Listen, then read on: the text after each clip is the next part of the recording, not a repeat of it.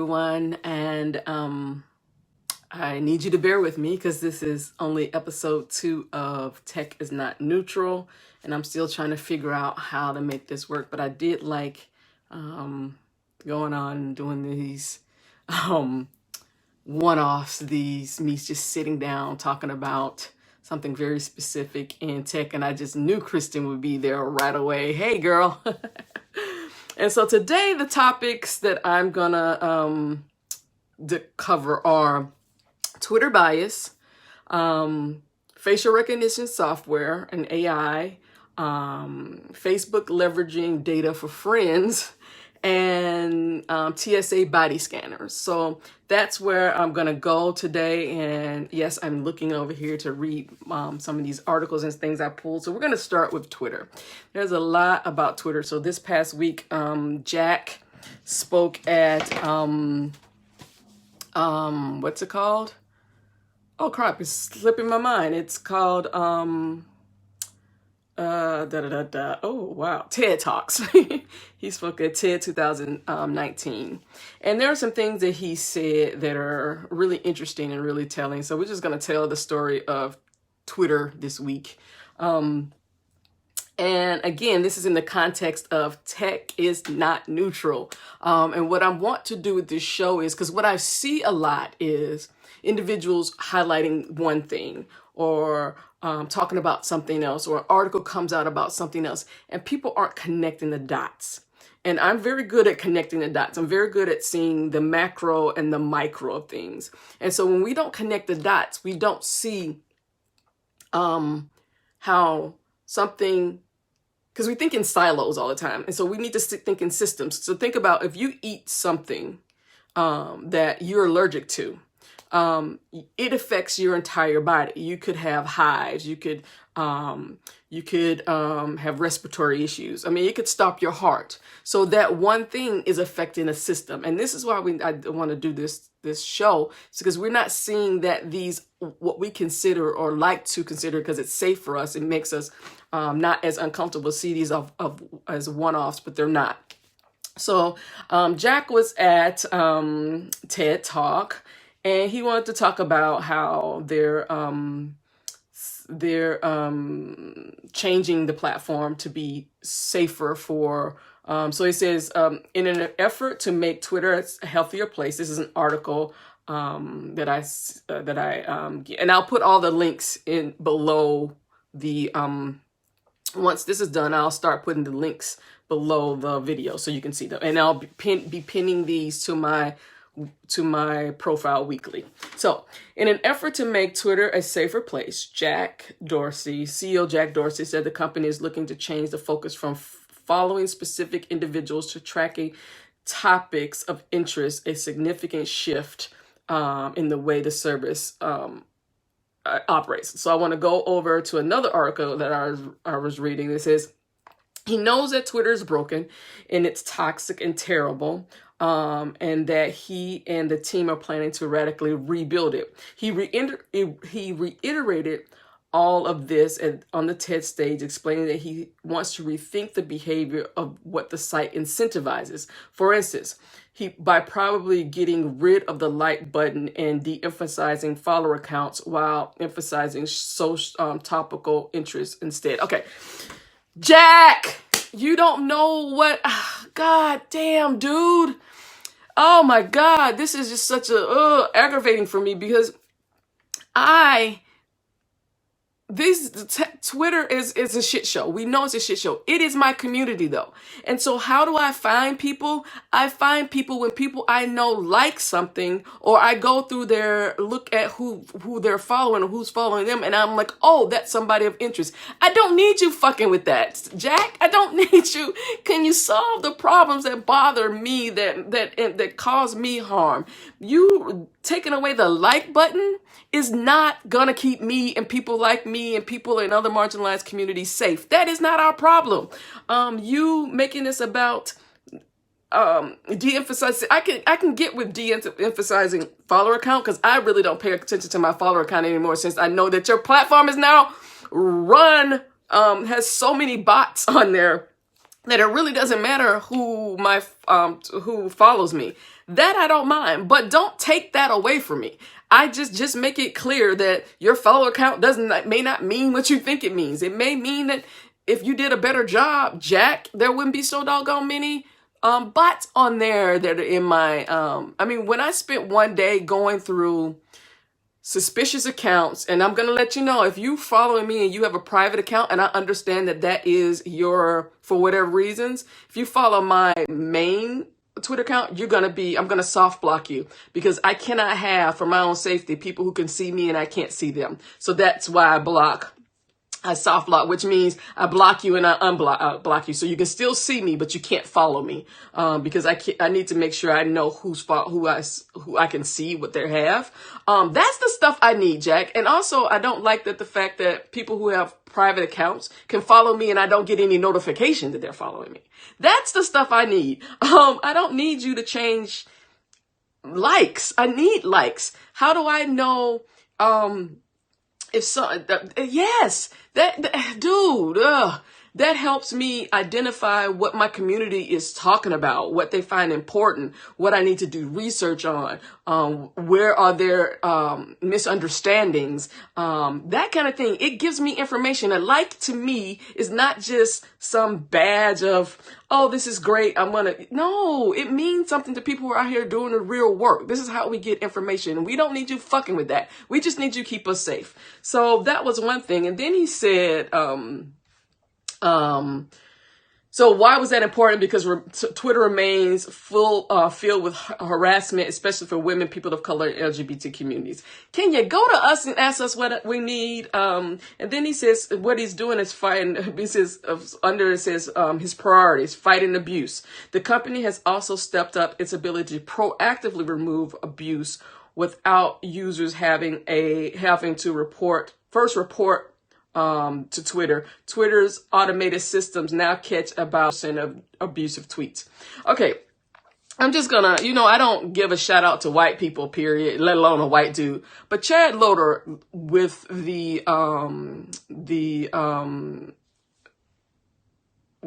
moment he created, he continues to create this thread of highlighting, finding people with 10,000 followers or more who are tweeting about killing Muslims, causing harms to Muslims, causing harm to the congresswoman, that kind of thing. And in his proactiveness, he's gotten news attention. Plus, Twitter has shut down these accounts. This is one individual who has been working on this with the help of, who started and got the community to start reporting these things. That's how this stuff happens from the ground up. Twitter does not have an algorithm to do that. And that's what they need to figure that. We wouldn't be here on Twitter, Facebook, Reddit. None of these things would have gotten to this point of being such a shit show had you in the beginning put things in place. This is again about systems. Now you have to go back and clean up shit that you started, but it's a problem because you don't have the perspective. You're trying to do these complicated things. What Chad did was put in your search certain terms, found certain accounts that were threatening the congresswoman and other Muslims and Muslim communities, put those in a thread, screenshot that, and shared it with the community. That damn simple. So I just really need, and I know other people are doing this, I need you to listen to us. So that is a huge problem I have. And then I'm going to end the Twitter rant with, so Twitter said a year ago that they were pausing their verification part. And it's so funny because before I even really started, well, definitely before I started #CauseScene, I tried 3 times to get verified. I don't know what else information I could have given them to prove I was who I was. That was just mind-blowing to me. And the fact that I had to give all that information, and I don't know what the hell they did with it, but even driver's license, all kinds of shit, and they still wouldn't verify me. And so, yes, it became of, well, who are you verifying? Is it people that you consider important? So now there's a Twitter There's an article, Twitter secretly verified Jack's mom and thousands of others despite pause. So Jack Dorsey's mother and father, the 80s band White Snake, a war room associated with Donald Trump's re-election campaign. These are a few of the more than 10,000 accounts Twitter has quietly verified in recent months despite putting their verification program on hold. And I know they've been doing this because there's an individual that I know who said who wasn't verified, but I saw on LinkedIn, she said, oh, she got her verification. I was like, I don't understand this. And then there's a paragraph that says celebrities and others with back channel connections to the company are able to become verified as Twitter ignores everyday users and those without insider access. In many ways, this secretive process is now more opaque and unfair than it was when everybody could apply for on Twitter's website. At a time when Twitter says it is trying to be more transparent about its rules, the lack of an official verification process is hurting groups already susceptible to abuse, says a critic. This is the problem. So I thought verification meant just like when you verify, when your bank, just so you know who I am. So you know that this is a real account. But that's not what Twitter is. And so the fact that there's a back channel way to get in again shows that Twitter is not neutral or tech is not neutral. You are not going to the most vulnerable people who need to be verified so that when we report things that our reporting means something to you. You're going to celebrities and all these other people because they said Tom Brady got verified. The Parkland shooting people got verified. No survivors. Yeah, some of the survivors of Parkland shooting. That made sense to me. Tom Brady, he's a celebrity. And then Jack's parents, both parents, his mom and father. Why do they need to be verified? Who the hell are they? And so that is just the thing about as equal as we think things are, these are examples we get every day about that they're not. So I'm going to segue into this next segment. So I'm going to say up front that there are some terms here that I'm going to fumble over because they're scientific terms and they're just a lot for my mouth to say. But there's an article that came out by Luke Stark, and it's called Facial Recognition is the Plutonium of AI. And the subtitle is It's Dangerous Racialization and Has Few Legitimate Uses. Facial recognition needs regulation and control on par with nuclear waste. So I pulled out this is a great article, but I pulled out this one segment that really I wanted to talk about. Again, tech is not neutral. So there's how they pull out in bold print, it says, facial recognition's racializing effects are so potentially toxic to our lives as social beings that its widespread use don't outweigh the risks. So let me read you some of what this article says. The fundamental problem with facial recognition technologies is they attach numerical values to the human face at all. As Brown and other scholars have observed, facial recognition technologies and other systems for visually classifying human beings through data are inevitably and always mean by which race as a constructed category is defined and made visible, reducing humans into sets of legible, manipulative signs has been a hallmark of racialization, scientific and administrative techniques going back to several hundred years. The systems used by facial recognition technologists to code human faces perform a essentialization, visualization, schematization. Yes, schematization. And so I looked up that word because I knew it had something to do with schemes. So it's the root is schematicize, and it's to reduce to or organize according to a scheme. So These systems thus enact a process, Brown terms, digital, it's the skin, epidermalization, or the imposition of race on a body through the classification and schematization of human facial features. The imposition of racial categories onto human bodies is, of course, scientifically unsound. As a recent co-op authored by more than 60 academics observed, a robust body of scholarship recognizes the existence of geographically based genetic variations in our species, but shows that such variations is not consistent with the biological definitions of race, and moreover, that these variations does not map precisely onto ever-changing socially defined racial groups. Race, in other words, is not a set of categories dreamed up by humans. No.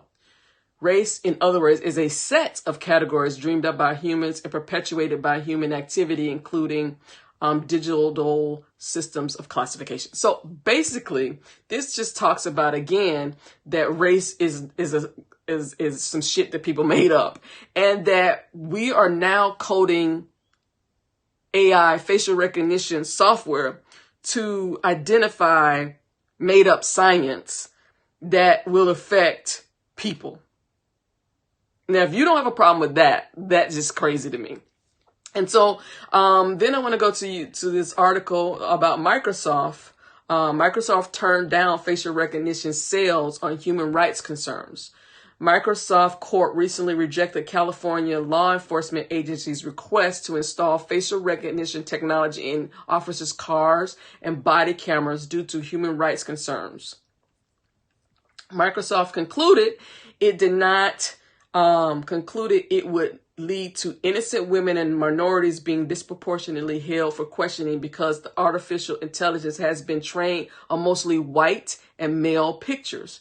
AI has more cases of mistaken identity with women and minorities, multiple research projects have found. Anytime you pull anyone over, they wanted to run a facial scan against the database of suspects. Smith said without naming the agency. After thinking through the uneven impact, we said that the technology is not your answer. So this is where we're going. This is where we're going. Where when I look back at facial recognition, they're telling you that the science is based on trying to find data points about race and gender that has been trained on white men. And now law enforcement, and this is not the first case of law enforcement agencies wanting to use this software. So we need to be careful about that. And now we're going to move on to Facebook. Headline: Mark Zuckerberg leveraged Facebook users' data to fight rivals and help cut friends, leaked documents show. So we're going to Facebook CEO Mark Zuckerberg oversaw plans to consolidate the social network's power and control competitors by treating its users' data as a bargaining chip, while publicly proclaiming to be protecting that data, according to about 4,000 pages of leaked company documents, largely spanning 2011 to 2015, and obtained by NBC News. The documents, which include web chats, presentations, spreadsheets, and meeting summaries, show how Zuckerberg, along with his board and management team, found ways to tap Facebook trove of user data, including information about friends, relationships, and pictures, as leverage over companies it partnered with. In some cases, Facebook would reward favorite companies by giving them access to the data of its users. In other cases, it would deny user data access to rival companies or apps. this should be concerning to a lot of people. And again, it shows that tech is not neutral, and we really need to be mindful of that. This causes harm. This games the system.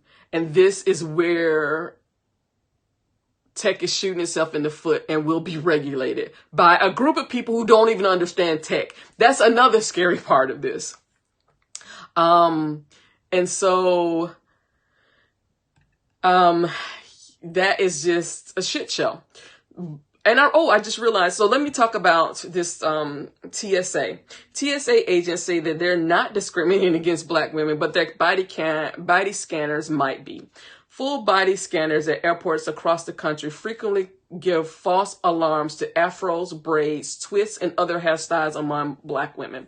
You know what? I'm not even going to talk about that shit. I'm just going to leave that right there because, again, that just tells you that tech is not neutral. And it goes back to the fact that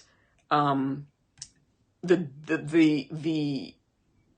default, or what we're training these processes, these programs, these algorithms to do, is based on the default of white people, white men. So if you don't have individuals coding these machines, the programs, the algorithms that are coding these machines that have any lived experience that's beyond whiteness or maleness, yeah, you're gonna have a whole bunch of false positives. And I don't want to say any more about that because this kind of pisses me off. Do you know how much effort people put into doing their hair, and they have to take their hair down, they have to do all this. I don't need you putting your hand in my head.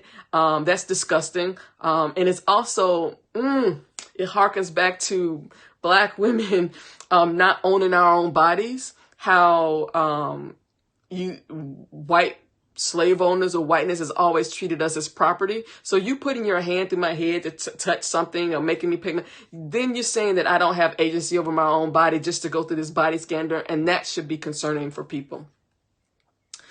And I'm going to give you a bonus because an article came to my attention yesterday, and it's what Philly tech should learn from a hate speech incident at a local meetup. So let me start by saying I'm really proud of how the organizers handled this situation. So there was a trans individual.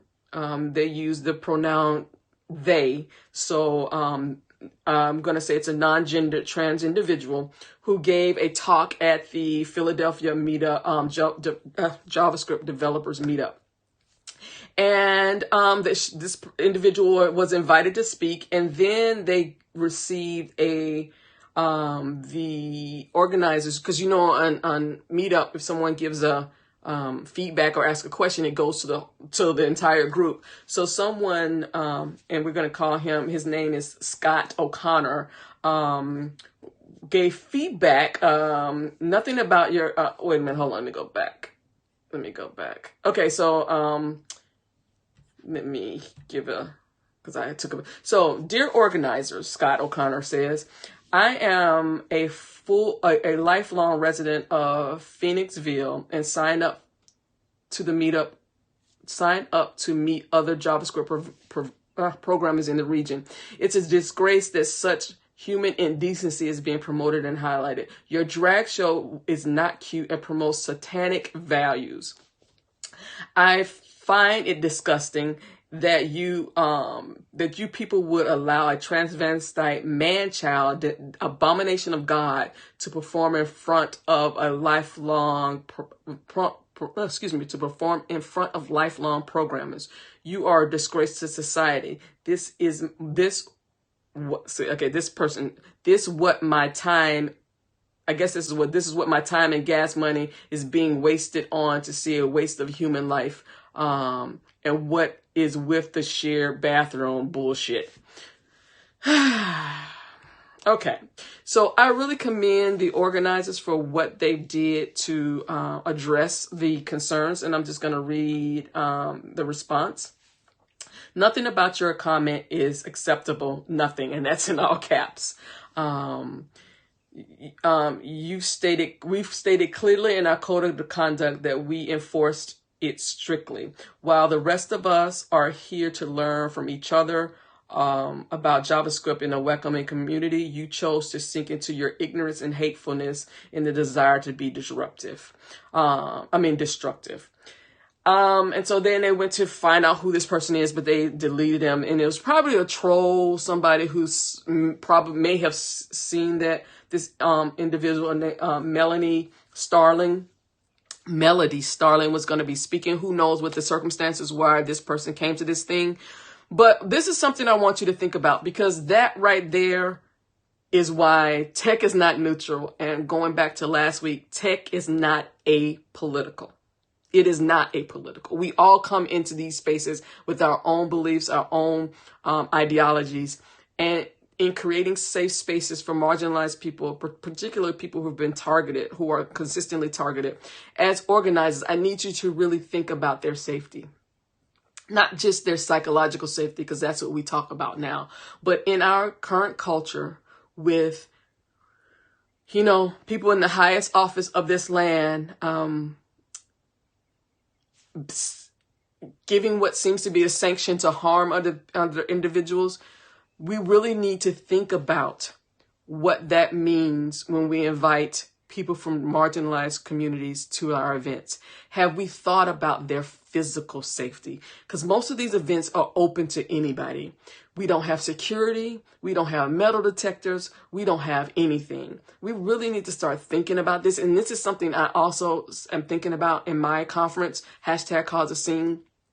Because I am highlighting and putting a spotlight on the most vulnerable and the most marginalized in our tech community. And I need to really think about having security there. I really need to think about making sure that only people who are in that space have bought a ticket, so that we can track individuals. We really need to think about the safety. It's great to say, oh, we're removing barriers. What we don't want to create is tragedy. So that is today's episode of Tech is Not Neutral. Please give me some feedback on this, because I'm trying to figure out the format. I actually have a conversation with somebody from Twitch next week, because I want to see if I can build this. You're very welcome. If I can build, because Twitch is such a tech space, if that's a great platform, a better platform for me to do this, since I'm always doing so much on Twitter, and just to get have another conversation. So just if you have any feedback, I'm going to, and it has to be constructive feedback, because if you say something shitty, I'm coming after your ass. So please don't do that to me. Don't do that, because your ass will be embarrassed on Twitter.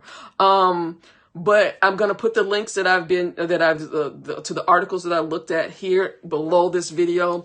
And I want to thank you and have a wonderful Saturday.